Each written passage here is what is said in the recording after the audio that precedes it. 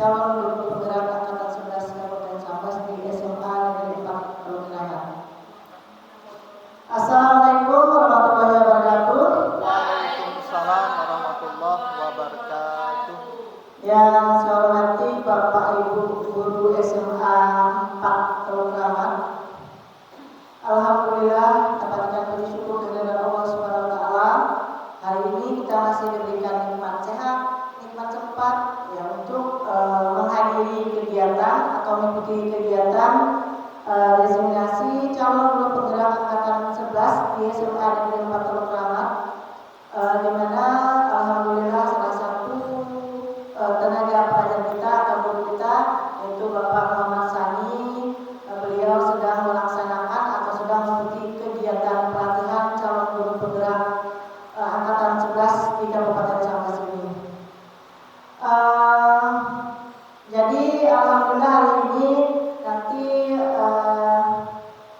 Pak Muhammad Sani akan menyampaikan atau katakanlah berbagi praktik baik kepada kita. Mudah-mudahan nanti apa yang disampaikan oleh beliau itu bisa kita terima dengan baik, bisa kita cerna dengan baik, bahkan mungkin bisa kita tiru dengan baik. Di mana tema daripada designasi Pak Sani ini adalah budaya positif. Mudah-mudahan apa yang sudah dilakukan oleh Pak Sani sebagai calon guru penggerak khususnya di SMA Negeri 4 ini bisa memotivasi kepada kawan-kawan guru yang lainnya, rekan-rekan guru yang lainnya untuk bisa ikut jejak beliau. Ya, insya Allah nanti untuk angkatan 12 mungkin tidak lama lagi akan dibuka. Jadi mari sama-sama, di mana harapan kita kan ini untuk mungkin lebih baik ke depannya, lebih baik lagi, terutamanya dalam proses pembelajaran sehingga mungkin sekolah kita ini akan bisa berprestasi lebih lagi dari apa yang sudah ada sekarang ini. Jadi sekali lagi saya ucapkan terima kasih kembali kepada Pak Sani bahwa beliau sudah sudi berbagi praktik baik kepada kita semua sehingga apa yang kita harapkan ini nanti benar-benar bisa bermanfaat. Saya rasa karena juga dengan waktu Pak ya, jadi kita tidak akan berpanjang lebar. Nanti setelah ini saya serahkan sepenuhnya kepada Pak Muhammad Sani untuk memaparkan designasi beliau tentang budaya positif tersebut. Ya, kata ini saya sampaikan dari saya, lebih kurang saya mohon maaf. Assalamualaikum warahmatullahi wabarakatuh. Waalaikumsalam warahmatullahi wabarakatuh.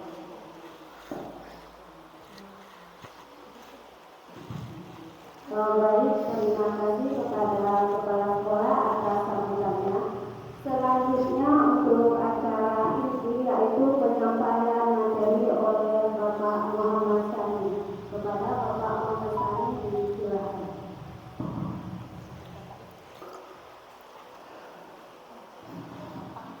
Baik, terima kasih Bapak acara. Auzubillahi minasyaitonirrajim. Bismillahirrahmanirrahim. Assalamualaikum warahmatullahi wabarakatuh. Waalaikumsalam warahmatullahi wabarakatuh. Yang saya hormati Ibu Kepala Sekolah SMA Negeri 4 Terkeramat Ibu Mahdina, rekan-rekan Dewan Guru yang berbahagia. Alhamdulillah pada siang kali ini kita bisa melaksanakan, insya Allah ya, bisa melaksanakan budaya positif. Mudah-mudahan apa yang akan disampaikan bisa diterima oleh teman-teman, paling tidak bisa dilaksanakan di sekolah yang kita cintai ini. Baik, nampaknya masih kurang semangat kita siang itu. Siang hari ini kita mulakan dulu dengan ice breaking ya kawan-kawan. Ice breakingnya cukup sederhana, kita hanya fokus saja. Hari ini ice breakingnya kita kalau bisa berdiri dulu ya kawan-kawan, kita berdiri dulu. Ini lawan katanya ya Bapak Ibu. Ice breakingnya begini, pendek, panjang.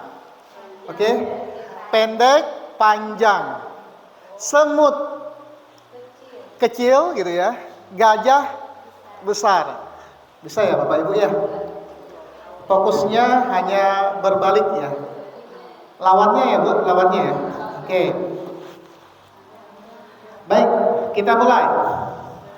Panjang, pendek, besar, kecil.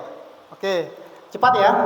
Panjang, panjang, pendek, pendek, besar, kecil, panjang. Iya Ibu ya. Oke. Oke. Oke, kita ulangi lagi ayo. Panjang, panjang, pendek, pendek, pendek, panjang. Panjang, panjang, panjang, pendek, pendek, pendek, panjang. Besar, besar, besar. Salah tuh. Iya, saya mau juga ikut lata. Oke, kita aplaus dulu untuk diri kita masing-masing. Baik, udah terbakar semangatnya Bapak Ibu. Sampai latah juga pematerinya.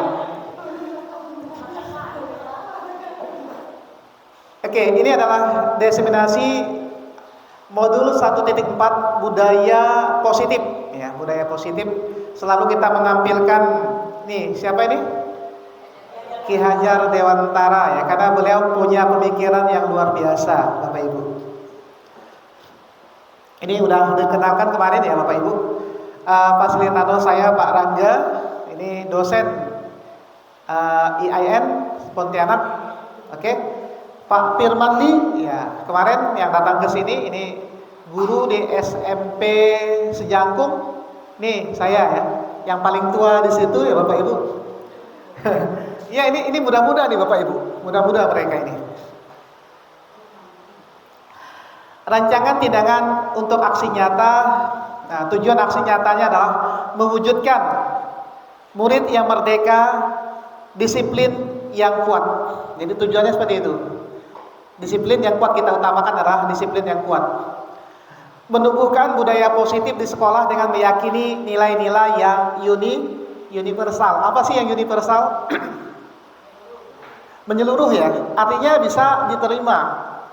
Ya, tidak tanpa ada yang disakiti gitu. Jadi bisa menerima. Nah, tolak ukurnya adalah nanti murid terlibat secara aktif dalam membuat keyakinan kelas. Apakah sudah pernah kawan-kawan guru melakukan atau membuat keyakinan kelas? Pernah ya? Kalau dulu kita bahasanya itu adalah kesepakatan kelas ya. Sekarang keyakinan kelas, ada juga bahasa lainnya kebajikan kelas. Nah, yang paling intinya adalah guru dan murid itu, saya ulangi ya, guru dan murid itu dapat menerapkan budaya positif secara konsisten. Bukan bahasa kita angat-angat ayam ya, nah, tapi konsisten. Nah, kalau ini bisa terlaksana, insya Allah kita akan terciptanya suasana atau lingkungan yang positif. Oke. Nah, ini adalah lini masa tindakan yang dilakukan. Saya kemarin menghadap kepala sekolah ya, minta izin untuk mendiseminasikan bersama rekan guru tentang pentingnya penanaman budaya positif dan keyakinan kelas.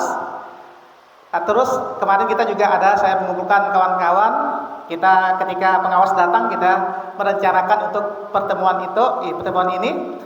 Selanjutnya kita ada merefleksikan atau mengevaluasi keyakinan kelas yang telah dibuat. Baik Bapak Ibu, kita lanjutkan.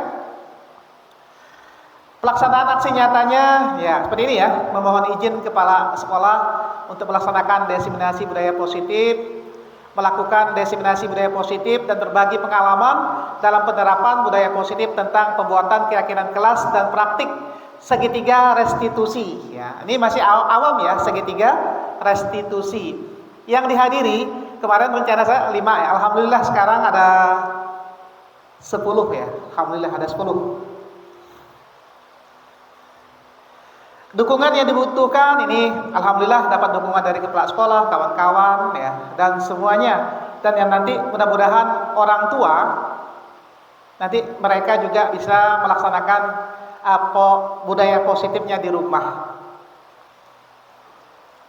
Ini apa sih budaya positif? Nah, di sini fondasi bagi keberhasilan organisasi dan masyarakat. Budaya positif ini bisa menciptakan lingkungan di mana seseorang itu bisa merasa dihargai, termotivasi, dan produktif. Dengan budaya yang baik, terciptalah kolaborasi, peningkatan kreativitas, serta masalah dapat diselesaikan dengan lebih efektif, bukan dengan emosi, bukan dengan menjatuhkan pihak yang satunya, gitu ya. Baik, sama juga ini kita lewatkan saja. Nah, ini yang ingin saya sampaikan. Perubahan paradigma belajar.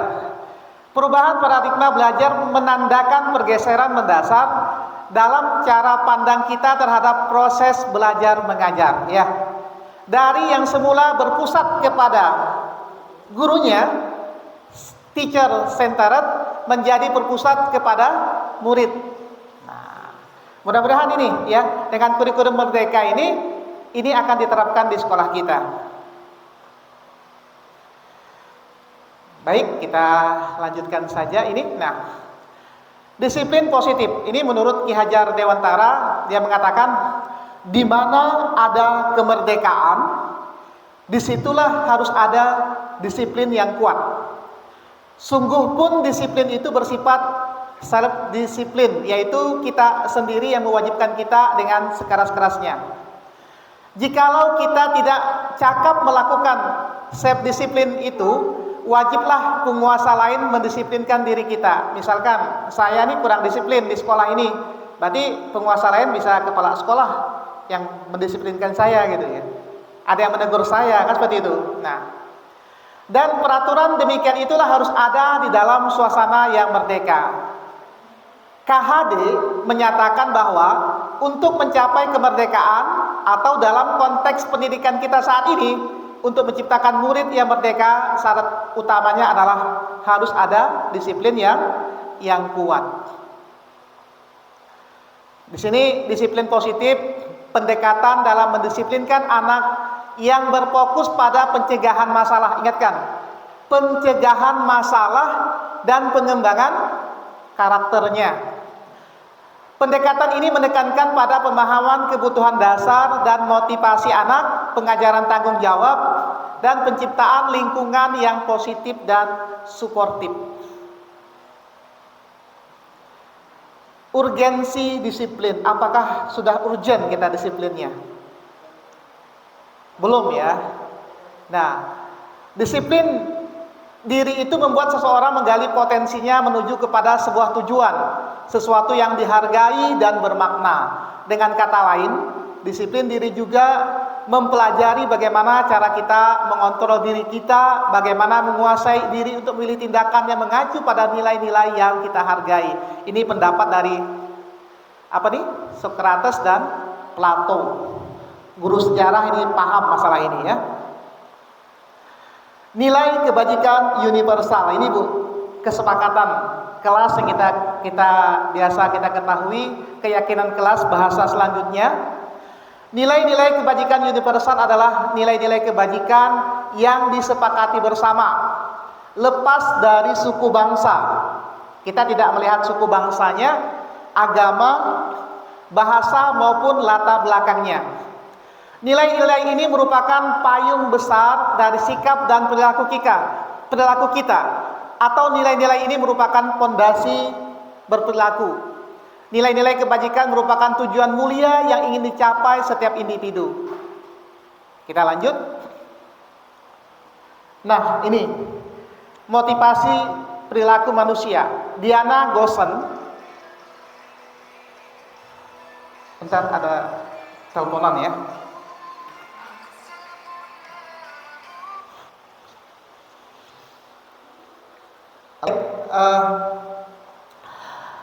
Diana Gosen dalam bukunya Restructuring School Discipline menyatakan ada 3 motivasi perilaku manusia.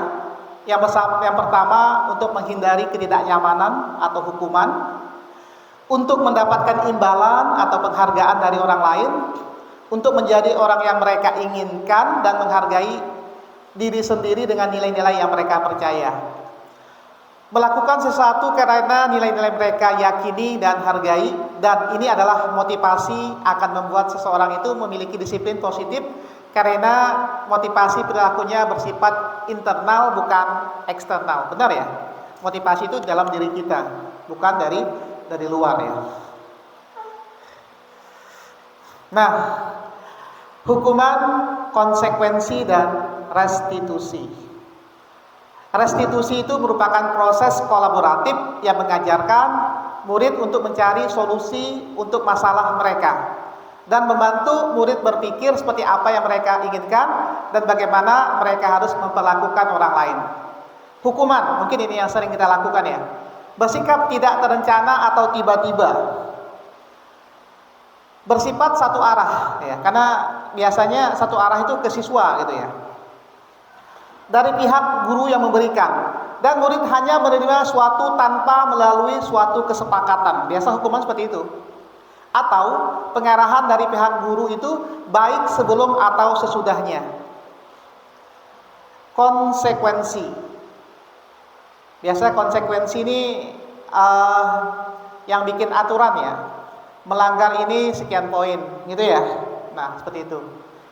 Konsekuensi merupakan pendisiplinan siswa sudah terencana dan sudah disepakati dan disetujui oleh murid dan guru. Setujukah murid itu? Umumnya bentuk-bentuk konsekuensi dibuat oleh pihak guru atau sekolah, dan murid sudah mengetahui sebelum konsekuensi yang akan diterima bila ada pelanggaran. Pada konsekuensi, murid tetap dibuat tidak nyaman untuk jangka waktu pendek. Konsekuensinya bisa diberikan berdasarkan suatu data yang umumnya dapat diukur ya. Tadi saya bilang, kalau kamu terlambat, hukumannya udah tahu kan? Nah, seperti itu. Datanya sudah ada. Baik, ini adalah contoh kesepakatan kelas ya. Kesepakatan kelas ada yang tampak seperti dan tidak tampak seperti. Yang pertama adalah apa itu? Menaati peraturan. Apalagi? Mengucapkan salam, datang tepat waktu, rutin mengerjakan sholat duha, berdoa sebelum belajar. Ini yang tidak tampak nih. Tidak menaati peraturan, tidak membalas salam, datang terlambat, sholat duha tidak fokus atau bermain, dan tidak berdoa ketika belajar ya. Nah, selanjutnya percaya dan menghormati orang lain dan barang miliknya. Yang tampak seperti apa itu? Mengembalikan mainan ke tempat semula. Ini kalau sekolah rendah ya. Kalau kita mengembalikan peralatan olahraga pada tempat semula. Ya, begitu ya. Mengucapkan terima kasih ketika menerima sesuatu, meminta maaf ketika membuat kesalahan. Yang tidak tampak apa? Tidak mengembalikan dan meletakkan sembarangan gitu ya. Langsung menerima tanpa mengucapkan terima kasih, tidak meminta maaf saat berbuat kesalahan. Nah, di sini juga kita akan belajar tentang tabel Y. Ada 3 ya. 3. Salah tekan. Ada 3 itu. Ada yang terdengar, terlihat, dan berperilaku. Yang terdengar apa? Terima kasih teman, tolong dirapikan ya, maaf ya teman, mari aku bantu. Yang terlihat, peduli, kerjasama, menghargai, empati. Kalau berperilaku, sopan santun, menyapa, berbagi makanan, rajin ya. Kegiatan tugas saya dan tugas kamu, artinya tugas guru dan tugas muridnya. Kalau tugas guru apa? Ada mendidik, mengajar, siswanya menuntut ilmu, membimbing, siswanya menjalankan peraturan. Mempersiapkan pembelajaran, siswanya apa tugasnya? Semangat belajar.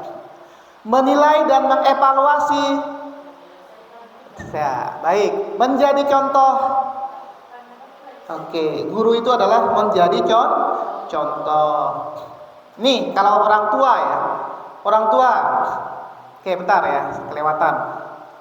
Memberi kasih sayang, menumbuhkan kembang minat dan bakat, memberikan pendidikan berkarakter, memberikan nafkah, memelihara jasmani dan rohani. Tugas anaknya apa? Menghormati orang tua, membantu orang tua, mendengarkan nasihat, menyayangi keluarga, belajar dengan giat. Ini yang sering kita takutkan ya, Pak. Orang tua tugasnya bukan apa? Melantarkan anak, mengajarkan perbuatan tercela, memberi makanan yang haram, memarahi. Yang kelima, menikahkan di masa muda. Anak belum tamat SMA suruh nikah. Anak tugasnya bukan menjelekkan nama baik keluarga, membentak orang tua, malas belajar, sering berbohong, berbicara kotor. Oke. Nah, untuk menambahkan pemahaman, mari kita diskusikan kasus berikut ini. Oke. Iva kurang menguasai pelajaran matematika. Siapa yang guru matematika situ? Rasa. Sehingga pada saat pelajaran tersebut berlangsung, dia lebih banyak berdiam diri atau menggambar di buku pelajarannya. Ada yang kayak Bapak Ibu? Ada kan? Pada saat guru matematikanya, Pak Seno ya, bukan Pak Sani, Pak Seno, menanyakan pertanyaan, Iva menjadi gugup dan tak sengaja menjatuhkan tasnya dari kursi, serta tiba-tiba menjadi gagap pada saat berupaya menjawab. Seluruh kelas pun tertawa melihat perilaku Iva yang berbicara tergagap dan terkejut tersebut. Pak Seno pada saat itu membiarkan teman-teman Iva mentertawakan Iva yang tergagap dan malu yang luar biasa, dan malahan minta Iva untuk maju ke depan dan berdiri di depan kelas sambil menunjuk hidungnya. Jadi dihukum suruh nunjuk hidungnya karena tidak bisa menjawab pertanyaan Pak Seno. Kelas makin gaduh dan anak-anak pun tertawa melihat Iva di depan kelas memegang ujung hidungnya. Coba kita refleksi sedikit. Bisa kali memberikan jawaban Bapak Ibu? Apakah Anda setuju dengan tindakan Pak Seno terhadap Iva? Mengapa? Siapa yang pengen menjawab? Bapak Ibu? Bu Mariati, Pak Budi kali, Pak Budi. Oke, Pak Paujan saja. Silakan Pak Paujan.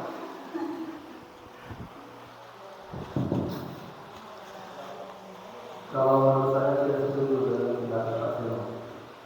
Mengapa, Pak? Karena selaku guru, Pak Seno ini melakukan tindakan yang terlarang. Namun ketika sebelumnya, di materi yang sebelumnya, yaitu bersifat hukuman. Jadi dia belum melakukan segitiga restitusi. Segitiga restitusi. Oke, terima kasih Pak Paujan. Ada lagi yang mau menambahkan Bapak Ibu? Bu sejarah kali ini, Bu apa Bu? Sewa ini. Kalau menurut saya tindakan Pak Seto memang saya tidak setuju karena dia membiarkan siswa yang lain membuli, menghujat temannya, sedangkan Pak Seto di situ belum Pak Seno membiarkan siswanya dan di dalam restitusi kan kita tidak boleh untuk menghukum siswa. Oke. Baik, terima kasih Bu. Baik, terima kasih Bapak Ibu. Jadi rata-rata tidak setuju. Karena alasannya tadi Pak Seno memberikan hukuman, artinya menambah masalah baru kan gitu. Sudah itu mereka kan dibully kan tadi Bu ya. Oke. Baik, yang kedua, menurut Anda tindakan Pak Seno terhadap IPA adalah sebuah hukuman atau konsekuensi? Ini kayaknya Bu Juli nih ya. Silakan Bu Juli.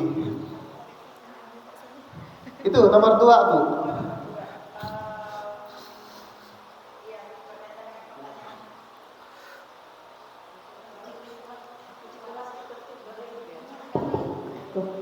Berkaitan dengan pertanyaan nomor 2, tindakan Pak Seno terhadap IPA adalah sebuah hukuman atau konsekuensi. Menurut saya tindakan yang dilakukan Pak Seno terhadap IPA hukuman, karena bersifat satu arah.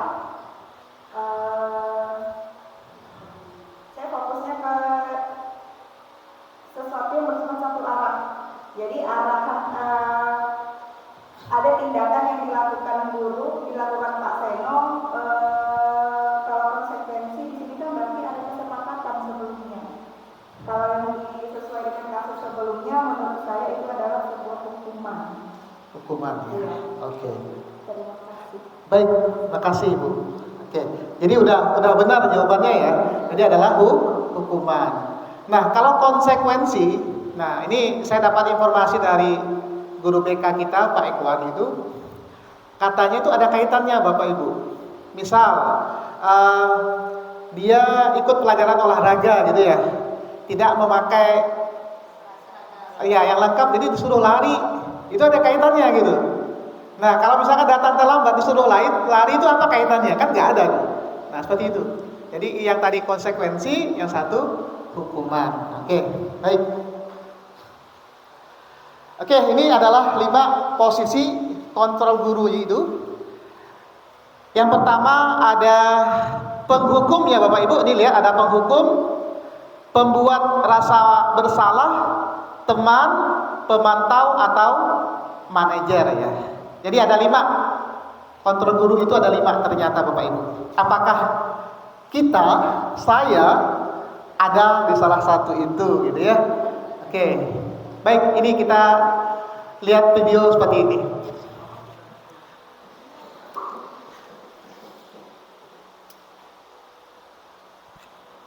Line ini hebat dalam penerapan disiplin positif restitusi. Salah satu program yang dikembangkan adalah 5 posisi kontrol. 5 posisi kontrol dalam restitusi adalah proses perjalanan seorang pendidik agar dapat mengenali dirinya. Pada video kali ini, kita akan membahas tentang 5 posisi kontrol yang dikembangkan oleh Diane Dawson dan contoh penerapannya. Ya. Kita akan melihat video, ada 5 posisi kontrol guru. Kontrol itu adalah 1. Posisi pembuku. Apakah kita seperti itu? Posisi pembuat rasa bersalah. 3. Posisi teman. 4. Posisi pemantau atau monitor. Dan 5. Posisi manajer. Untuk lebih memahami kelima posisi tersebut, mari kita saksikan kasus kemarin yang terlambat hadir waktu di sekolah dan berkontrol dalam menghadapi masalah tersebut. Di biasanya guru piket nih. Ini adalah posisi penghukum.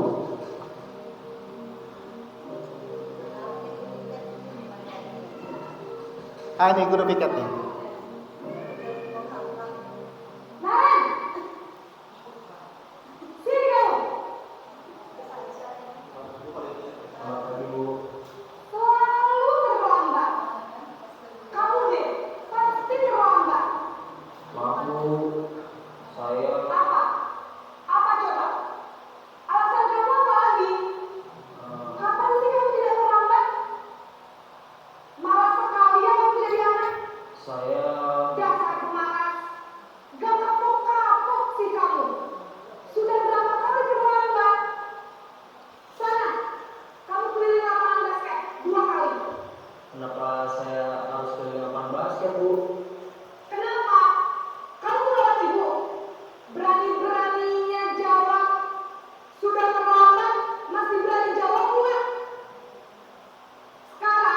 Kalau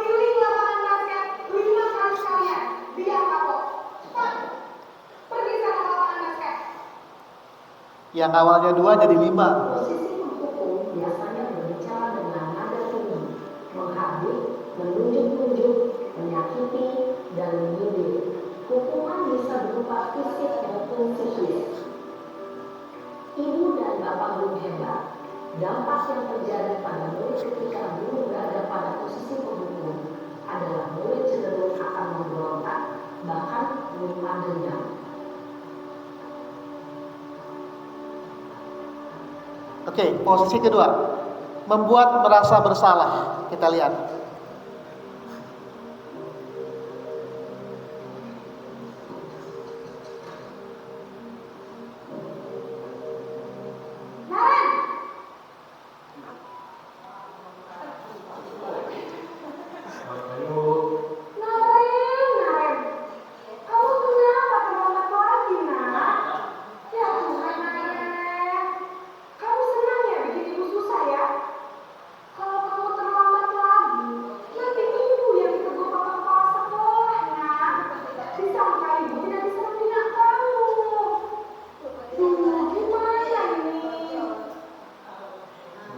Maaf Bu,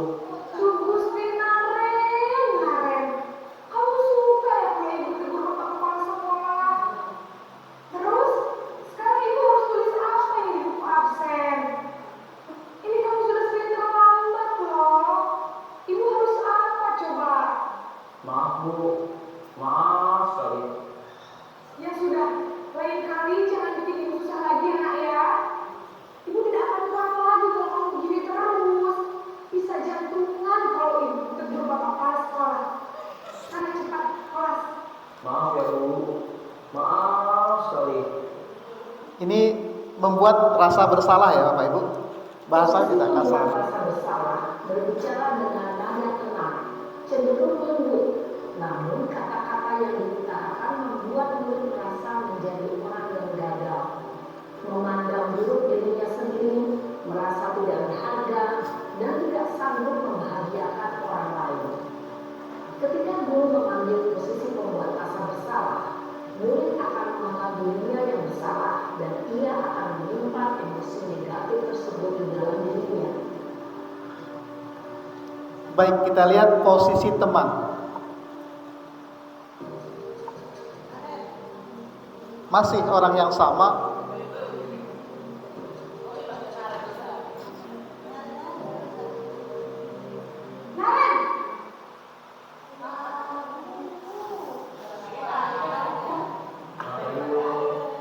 Wah, sudah jam berapa ini nak?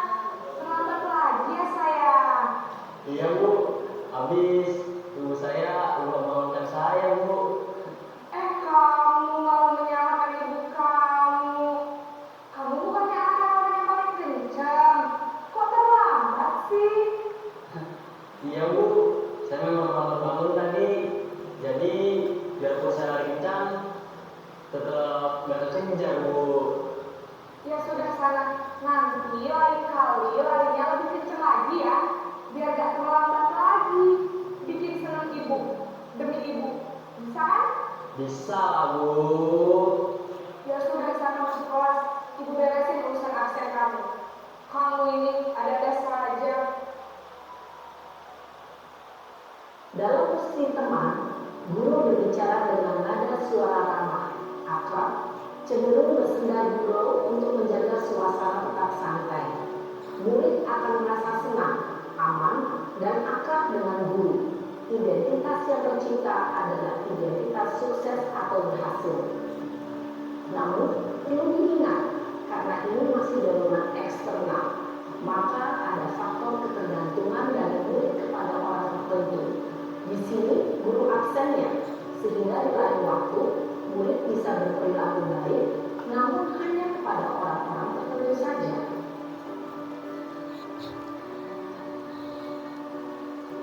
Posisi pemantau atau monitor.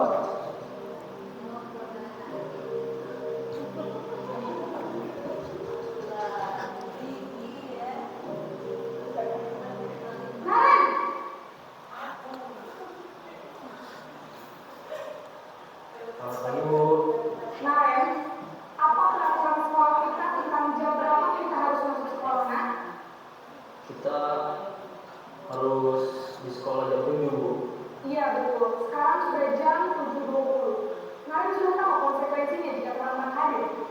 Paham Bu, saya harus tinggal kelas pas jam istirahat selama 20 menit. Iya benar, konsekuensinya demikian. Jadi nanti jam 9.30 pas istirahat, kamu harus tinggal di kelas, kerjakan tugas tambahan untuk ketertinggalan kamu, ya? Baik Bu. Posisi pemantau mengandalkan penghitungan atau data untuk mengontrol murid. Guru mengarahkan murid berdasarkan peraturan dan konsekuensi. Seorang pemantau menunjukkan bahasa tubuh dan ekspresi wajah yang datar dan cenderung formal. Ini yang terakhir ya. Posisi manajer ya.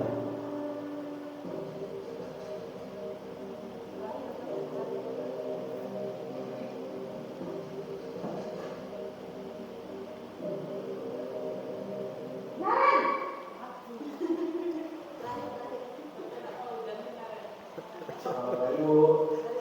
Selamat pagi, Naren. Maaf Bu, saya terlambat.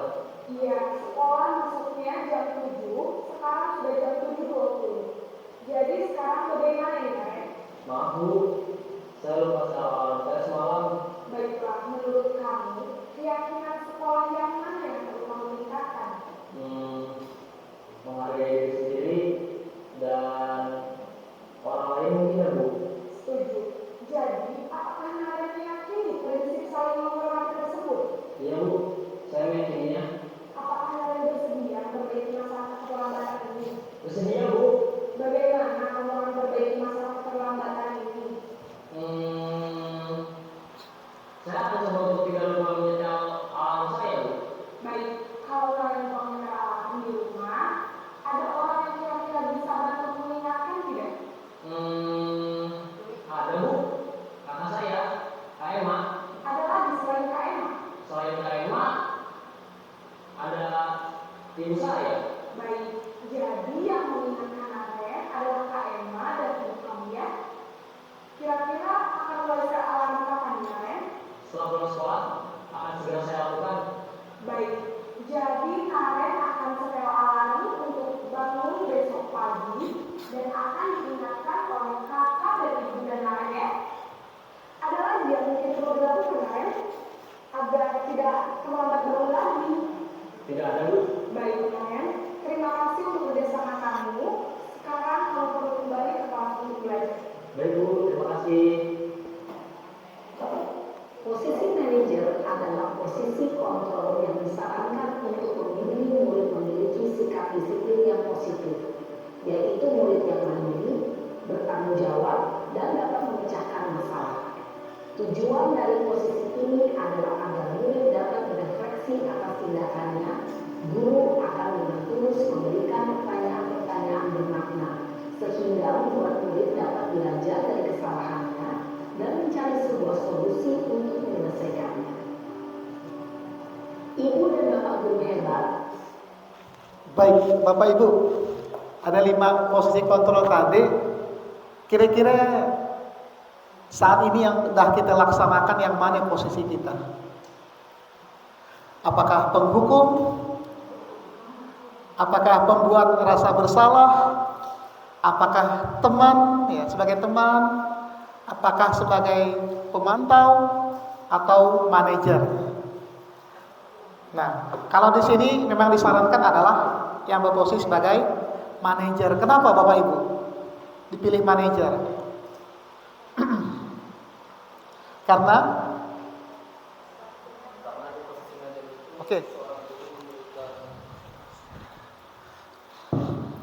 Baik, mengapa di posisi manajer yang perlu kita perhatikan atau perlu kita terapkan? Karena di dalam posisi manajer ini, seorang guru selain mengangkat agar peserta didik itu lebih baik ke depannya, guru juga memberikan solusi atau jalan keluar bagi murid agar dia bisa memperbaiki.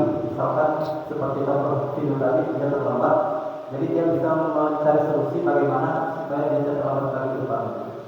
Jadi tidak hanya sekedar menghukum. Baik, terima kasih. Jadi seorang anak tadi selain dia mengakui kesalahannya, dia juga bisa mencarikan solusinya. Ya. Dia sendiri yang mencarikan solusinya. Jadi ada nilai apa di situ? Nilai mandiri, ya. Begitu itu ya, nah. Oke. Jadi itu yang disarankan ya Bapak Ibu.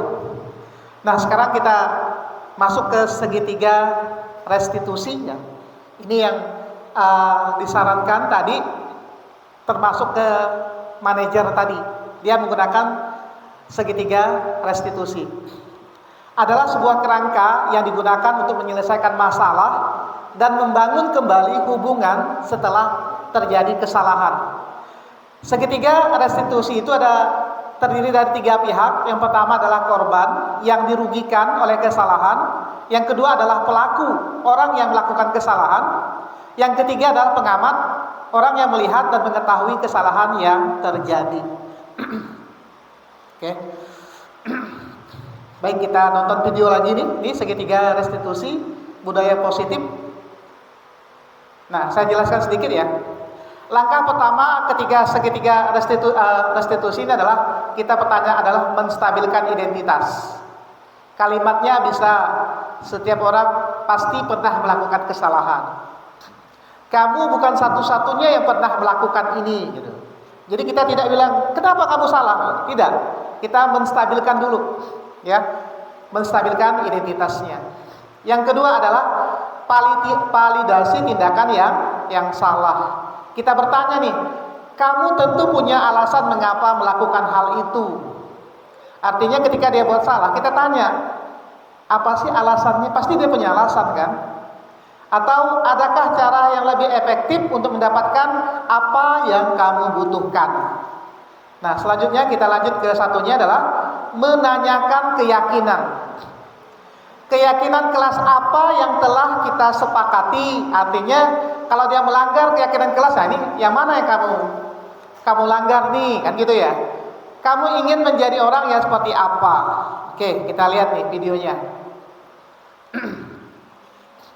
Masih pada ibu ya. Dia Samsiadi Rajasa. Salam dan bahagia ibu dan bapak guru hebat. Pada video kali ini kita akan membahas tentang salah satu program disiplin positif yang diterapkan di lingkungan sekolah yang dikenal dengan nama restitusi.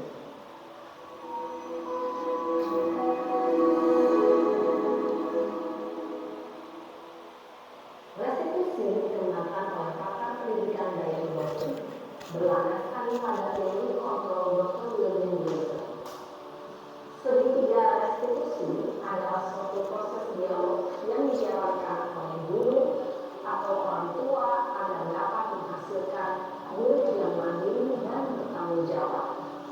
Pada saat guru di posisi manajer, aspek yang dikembangkan pada murid adalah motivasi intrinsik, sehingga penanaman nilai-nilai kebajikan dapat tumbuh dan berkembang menjadi suatu kebiasaan positif yang akhirnya membentuk karakter murid. Proses dialog ini terdiri dari 3 langkah yang digambarkan pada ketiga sisi pada segitiga restitusi. Sisi pertama adalah menstabilkan identitas. Sisi yang kedua adalah validasi tindakan yang salah. Dan sisi yang ketiga adalah menanyakan keyakinan. Ibu dan bapak guru, berikut ini akan menunjukkan bagaimana seorang guru berada dalam posisi manajer menggunakan penerapan segitiga restitusi. Baik, perhatikan Bapak Ibu videonya.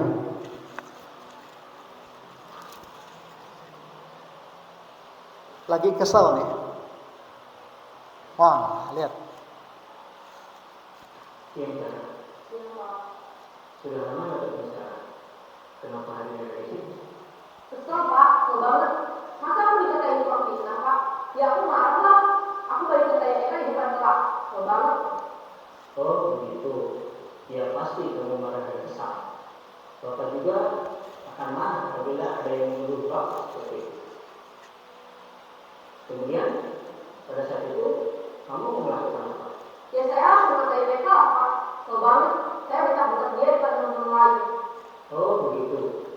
Pasti kamu melakukan seperti itu karena suatu alasan tertentu bukan? Iyalah, saya diam saja Pak? Ya saya bela diri lah. Masa saya jadi tukang fitnah? Ya wajar lah. Mempertahankan harga diri itu sesuatu yang penting buat kamu. Untung kamu tidak lebih gegabah lagi. Hanya membentak-bentak. Iya Pak. Untung saya masih bersabar dan hanya meminta saja. Sudah gemes padahal. Saya pasti bela diri lah. Ya pasti ya. Tapi kamu memilih untuk tetap bertahan dan sabar. Kamu memilih untuk tidak berbuat lebih parah lagi. Iya. Nah, sekarang coba kita lihat lagi. Tindakan kamu yang mentak-mentak Eka di kelas. Tindakan kamu itu kira-kira sesuai dengan keyakinan kelas atau prinsip kamu tidak? Enggak lah Pak. Capek Pak jadi pemalas. Jadi keyakinan atau prinsip mana yang kurang sesuai dengan keinginan kamu? Ya, saya sebenarnya sangat menghargai orang lain. Mungkin saat itu saya menjadi emosi, jadi tidak menemukan sifat itu. Kamu meyakini tidak? Menghargai orang lain itu penting buat kamu. Yakin lah Pak. Iya, setuju. Kita harus saling menghargai. Namun ada juga keyakinan yang kita sepakati yang perlu kita jalankan apabila kita sedang marah, kan? Ya, saya bisa lebih proaktif, mulai dengan diri sendiri. Saya bisa jadi lebih bersabar, mengambil waktu jeda untuk berpikir kalau apa yang bisa. Kira-kira kamu bersedia memperbaiki masalah ini tidak? Sedia Pak. Kalau kamu memperbaiki masalah ini, kamu akan menjadi orang seperti apa? Saya akan menjadi orang yang bertanggung jawab kali ya Pak.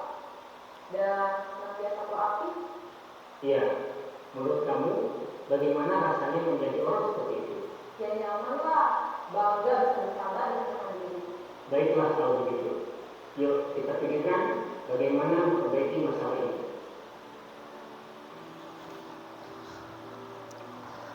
Jadi diajak mencarikan solusinya. Ibu dan Bapak Guru hebat.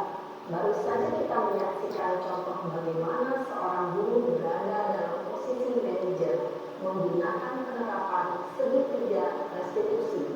Mari kita bahas satu persatu. Pada sisi pertama, menstabilkan identitas berdasarkan pada prinsip bahwa membuat kesalahan adalah bagian dari proses pembelajaran. Sisi pertama dari segitiga ini berperan menggeser identitas murid dari identitas gagal ke identitas sukses. Murid yang sedang bertingkah laku yang tidak pantas atau menarik diri saat itu sedang mengalami identitas gagal. Bila kita mengkritiknya, maka posisinya tidak akan berubah. Kita bisa mengajukan pernyataan ini. 1. Membuat kesalahan sesuatu yang wajar. 2. Manusia tidak ada yang sempurna. 3. Kita bisa memperbaiki masalah ini. 4. Saya tidak menanyakan kesalahannya. Saya lebih fokus bagaimana memperbaiki masalah ini. 5. Apakah saat ini kamu telah menjadi orang yang baik untuk diri sendiri? Pada sisi kedua, validasi tindakan yang salah berlandaskan pada prinsip bahwa setiap perilaku berupaya memenuhi suatu kebutuhan tertentu. Guru yang telah memahami teori kontrol akan bergeser dari pemikiran stimulus respon menjadi proaktif dan mencoba untuk mengenali tujuan dari perilaku murid, mengenali dan mengakui kebutuhan yang ditulis dapat memperbaiki hubungan tertentu tersebut. Pernyataan atau pertanyaan bisa disampaikan dengan nada suara tidak menghakimi atau menunjukkan, sehingga dapat mengembalikan murid pada posisi positif. 1. Kamu bisa saja bertindak lebih gegabah lagi dari ini.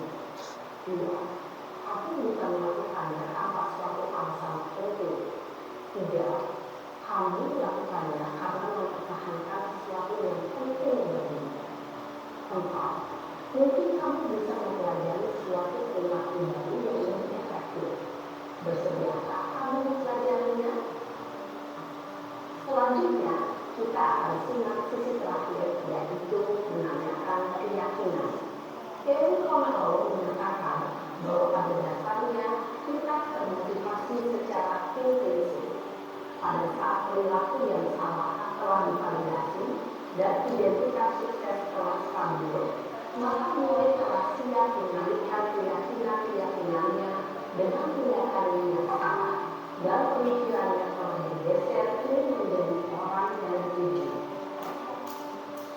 Pertanyaan-pertanyaan ini dapat mengalihkan keyakinan-keyakinan yang lanjut murid. 1. Sebagai keluarga atau kelas, apa yang kita yakini? 2. Nilai-nilai apa yang telah kita sepakati? 3. Seperti apa gambaran sebuah kelas yang ideal bagi kami? 4. Kami ingin menjadi orang seperti apa?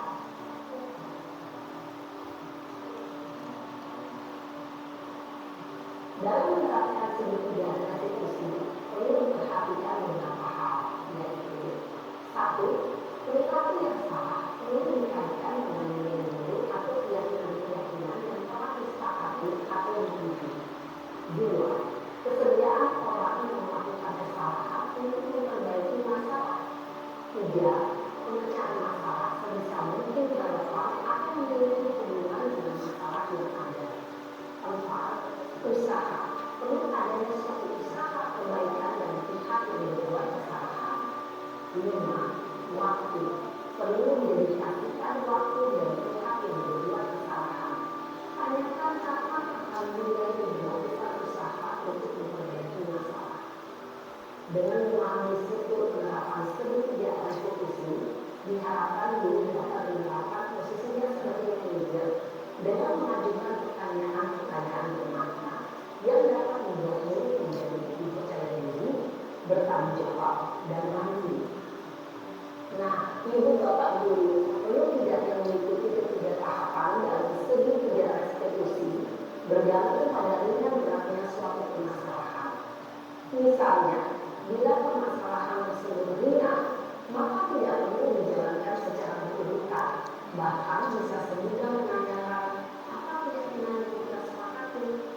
Dengan menjalankan segitiga restitusi, dengan mengajukan pertanyaan-pertanyaan bermakna, diharapkan murid menjadi lebih kuat secara pribadi, dapat membuka wawasan hidup dan dapat menyelesaikan permasalahannya sendiri, semakin percaya diri, mandiri, dan merdeka. Salam dan bahagia untuk Bapak Guru hebat. Baik Bapak Ibu, ya, jadi tadi dilihatkan sebuah video ya, yang diselesaikan dengan segitiga restitusi. Bagaimana Bapak Ibu bisa dipahami atau bisa nanti dipraktekkan di sekolah kita? Insya Allah ya, guru piket, ya, guru wali kelas, ya, atau guru bidang studi yang lain, guru penjas gitu ya, Bapak Ibu. Baik, sebelum kita lanjutkan, kita ice breaking lagi ya Bapak Ibu. Ice breaking lagi. Ice breaking kali ini saya guru matematika, tapi saya ingin kolaborasi dengan pelajaran bahasa Indonesia. Nah, di dalam matematika itu ada yang namanya belajar logika Bapak Ibu. Logika, di situ ada implementasi, jika, maka. Oke, silakan Ibu. Misalkan nih, saya contohkan nih, jika saya belajar, maka saya menjadi pintar. Seperti itu ya. Nah ini terserah nih, kalimatnya beda-beda, nggak usah sama.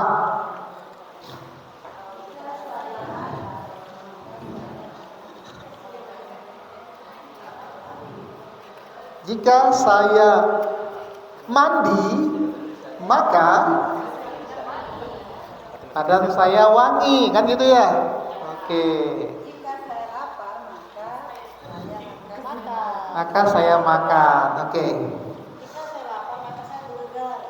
Ya, baik. Silakan Bapak Ibu, waktunya 1 menit dari sekarang.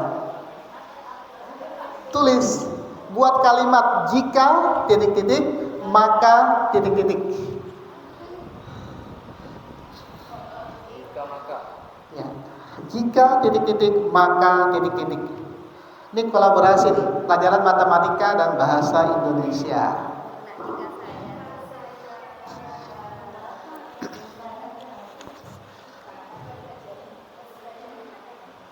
Nggak boleh bertanya, Bu. Nggak ada boleh yang sama dengan temannya, Bu. Udah, Pak Budi? Belum, ya.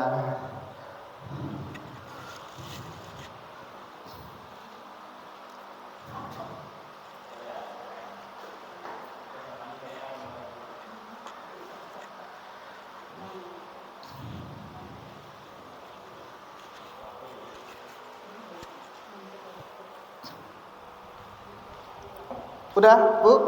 Belum? Oh, susah ya ternyata membuat kalimat itu ya. Satu ya. Udah, dipegang Bapak Ibu, dipegang. Udah? Oke. Setelah menulis itu, saya membuat 2 kelompok ya. Bu Mariati masuk kelompok A, Bu Sri Wahyuni kelompok B. Oke. Udah? Iya. Oke, Bu Sri Wahyuni. Jadi, oke. Perintah pertama, kelompok A membacakan jika, kelompok B membacakan maka. Oke, kita mulai. Bu, silakan Bu, baca maka Bu ya. Oke, silakan. Jika, baca pakai mic ya. Ibu makanya Bu. Oke, mulai. Jika saya, jika titik-titiknya dibacakan Bu. Iya, jika saya ngantuk, Maka saya akan tidur. sama ya Bu ya? Baca punya Ibu, bacakan punya Ibu. Bacakan punya Ibu. Bu. Iya. Makanya Bu, makanya. Kira-kira saya campur ini. Lanjut. Kita ulang. Ayo, Bu Suryani, ayo. jika saya ngantuk, Maka saya akan betah di kelas. Oke, tepuk tangan. Lanjut ke sebelah sana, ayo. Jika saya sakit gigi, Maka saya ingin makan seblak. oh iya, bagus. Pak Budi. Ayo, jika saya gelisah, apa? Jika saya gelisah, Maka saya membeli kopi. oh iya, mantap. Ayo, Bu. Oke. Jika saya belajar, maka saya akan menjadi kenyang. Oh iya, mantap. Oke, bentar. Ini sekarang kebalikannya ya Bapak Ibu ya. Sekarang kebalikannya, di sini jika, di sini maka. Silakan, Bu. jika saya diam, maka saya akan menjadi pintar. Ya, lanjut, ayo. Lanjut, silakan. Jika saya makan, Bacakan ya. maka saya sholat, Oh, oke. Ya, lanjut. Betul, dia sholat, ya. Lanjut. Jika saya ke pasar, maka saya susah makan. Iya. Oke, satu lagi. Ya, Ibu. jika hari hujan, maka saya akan tidur. Iya, oke. Nyambung Bu ya. Ya udah. Cukup ice breakingnya Bapak Ibu. Cukuplah ice breaking. Ada lagi tuh ice breaking 1, cuma nantilah penerapannya pertemuan yang akan datang ya Bapak Ibu. Baik, saya mengulang sedikit ya. Sisi segitiga restitusi yang di bawah ya Bapak Ibu. Yang pertama adalah menstabilkan identitas. Bahasa Inggrisnya tidak usah dibaca. Bagian dasar dari segitiga bertujuan mengubah identitas anak dari orang yang gagal. Gagal itu artinya yang bersalah tadi, dari yang bersalah karena kesalahan ya, menjadi orang yang sukses. Kalau kita ingin murid menjadi reflektif, maka kita harus meyakinkan si anak dengan cara mengatakan kalimat-kalimat ini. Berbuat salah itu tidak ada apa-apa. Tidak ada manusia yang sempurna. Kan gitu ya. Saya juga pernah melakukan kesalahan seperti itu. Kita bisa menyelesaikan ini. Artinya kita menstabilkan, ya, biar dia tidak terlalu merasa bersalah, tidak gagal gitu ya, Bapak Ibu. Oke, kita lanjut yang kedua, sisi yang kedua, yang mana Bapak Ibu? Yang naik ya. Ya, validasi tindakan yang salah. Oke, kita lihat. Setiap tindakan kita dilakukan dengan suatu tujuan, yaitu memenuhi kebutuhan dasar. Kalimat-kalimat di bawah ini mungkin terdengar asing buat guru ya. Namun bila dikatakan dengan nada tanpa menghakimi, akan memvalidasi kebutuhan mereka. Contohnya nih, kamu pasti punya alasan mengapa melakukan hal itu. Ngapain betangkar, pasti punya alasan kan? Kamu patut bangga pada dirimu sendiri karena kamu telah melindungi sesuatu yang penting buatmu. Artinya dia berbuat sesuatu itu pasti punya alasan kan gitu. Kamu boleh mempertahankan sikap itu, tapi kamu harus menambahkan sikap yang baru. Oke. Lanjut yang terakhir, ini sisi yang mana Bapak Ibu? Yang turun ke sebelah kiri ya. Oke. Ini ya, menanyakan keyakinan. Teori kontrol ini menyatakan bahwa kita pada dasarnya termotivasi secara internal. Artinya motivasi dari diri kita ketika identitas sudah telah tercapai langkah 1 dan tingkah laku yang salah telah divalidasi di langkah 2, maka anak akan siap untuk dihubungkan dengan nilai-nilai yang dia percaya dan berpindah menjadi orang yang dia inginkan. Kan gitu tadi itu ya. Pertanyaan-pertanyaan di bawah ini menghubungkan keyakinan anak dengan keyakinan kelas atau keluarga. Apa nilai-nilai umum yang telah kita sepakati? Artinya keyakinan kelas tadi, kamu mau jadi orang yang seperti apa? Berarti dia sendiri yang menjawabnya gitu Bapak Ibu ya. Kita lihat apakah sudah oke, terima kasih. Oke, kita applause dulu ya. Nah, mudah-mudahan Bapak Ibu ketika kita menangani masalah, kita bisa menjadi kontrol guru yang mana nih? Kita menjadi yang manajer ya. Manajer itu yang menggunakan segitiga restitusi. Nanti guru piket jadi manajer kan gitu ya. Wali kelas jadi manajer. Ibu Kepsek juga jadi manajer karena ya. Bagaimana perasaanmu Budi misalkan? Bagaimana perasaanmu Pak Sani kan gitu ya. Nah, oke. Baik, mungkin hanya ini yang dapat saya sampaikan. Kurang lebihnya saya mohon maaf. Yang benar itu datangnya dari Allah, yang salah atas kehilapan saya pribadi. Subhanakallahumma wa bihamdika asyhadu an la ilaha anta astaghfiruka wa atubu ilaik. Assalamualaikum warahmatullahi wabarakatuh.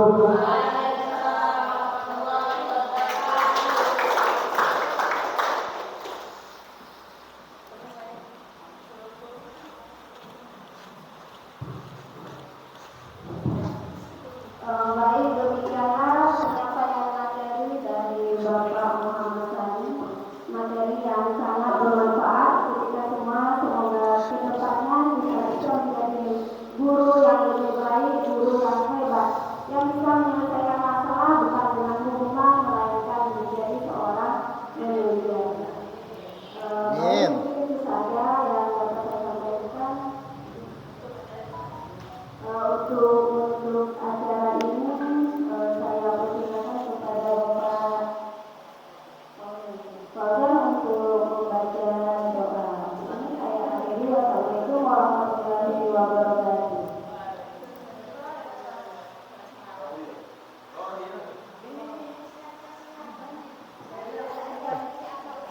Udah langsung tutup jangan apa.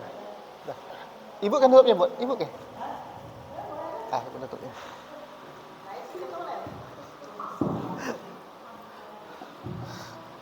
Baik, assalamualaikum warahmatullahi wabarakatuh.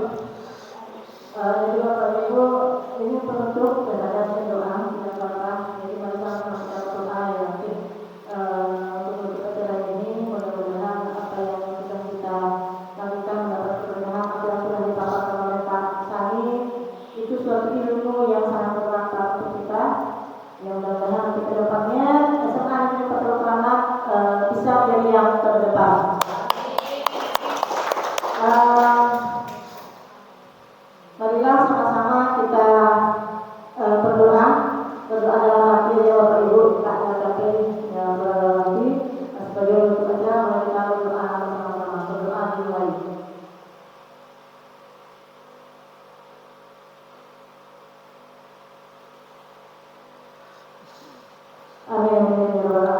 kurang sesuai. Ya, jadi mudah-mudahan sekali lagi ke depannya adanya hal seperti ini dan kita saling berbagi sehingga apa yang sudah kita lakukan ini betul-betul bisa bermanfaat. Saya diajak untuk